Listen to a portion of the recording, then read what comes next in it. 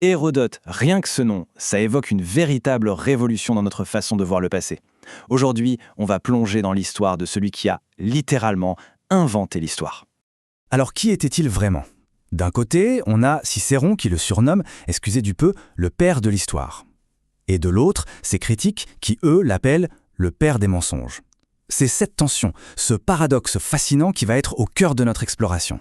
Pour bien cerner le personnage, voilà notre feuille de route. On va d'abord s'intéresser à l'homme derrière la légende, puis au contexte de son époque, un monde en plein conflit. Ensuite, on verra sa mission incroyable contre l'oubli et comment il a inventé sa méthode, l'enquête. Ça nous amènera à la grande question, historien ou simple conteur. Et on finira bien sûr sur son héritage qui est tout simplement immense. C'est parti. Première section, l'homme derrière le mythe.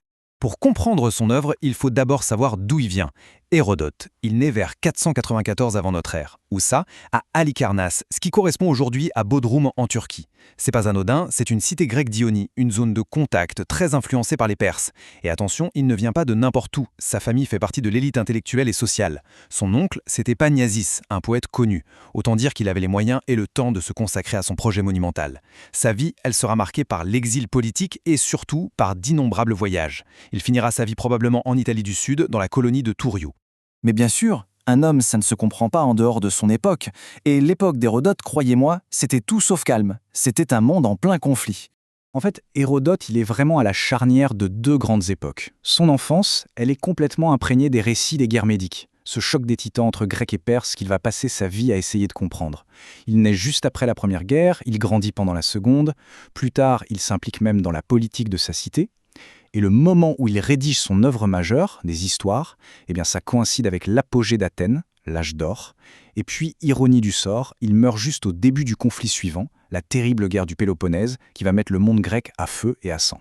C'est donc dans ce contexte de chaos, de guerre, de changement profond, qu'Hérodote va se fixer une ambition absolument démesurée, une mission contre l'oubli. Écoutez bien la toute première phrase de son livre, parce qu'en soi, c'est une révolution. Hérodote d'Halikarnasse présente ici les résultats de son enquête afin que les actions des hommes ne s'effacent pas avec le temps et que les grands et merveilleux exploits ne perdent pas leur renommée. Vous entendez? Son but, ce n'est pas juste de raconter une belle histoire, c'est de préserver la mémoire et surtout de chercher les causes des événements. À l'époque, c'est un projet complètement fou, totalement inédit.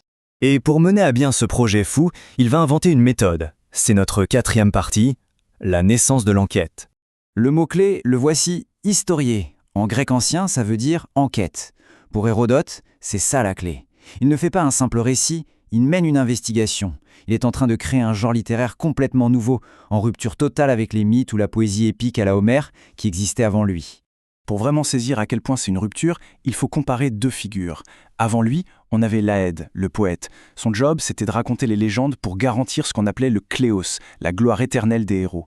Sa source, c'était le mythe, la tradition. Hérodote, lui, se voit comme un histoire, un enquêteur. Son but à lui, préserver la mémoire, oui, mais aussi chercher la vérité. Et pour ça, ses sources sont radicalement différentes. Ce sont les traces, les preuves, les témoignages qu'il va lui-même collecter sur le terrain. Alors concrètement, comment ça marche, son enquête? Eh bien, c'est un processus en 3 étapes. D'abord, il y a le voyage. Il bouge tout le temps. Il va en Égypte, en Phénicie, sur les côtes de la mer Noire, partout où il peut trouver des infos. Deuxième étape, l'observation. Il insiste là-dessus, sur l'expérience directe, le fait de voir par soi-même. Et enfin, l'étape cruciale, le questionnement. C'est vraiment le cœur de sa méthode. Il interroge les gens, il collecte leurs récits, il compare les versions, il essaye de démêler le vrai du faux. Mais attention, cette méthode, elle n'est pas parfaite, loin de là. Et c'est ce qui nous amène à la grande controverse qui l'entoure. 5e partie, alors, historien ou conteur?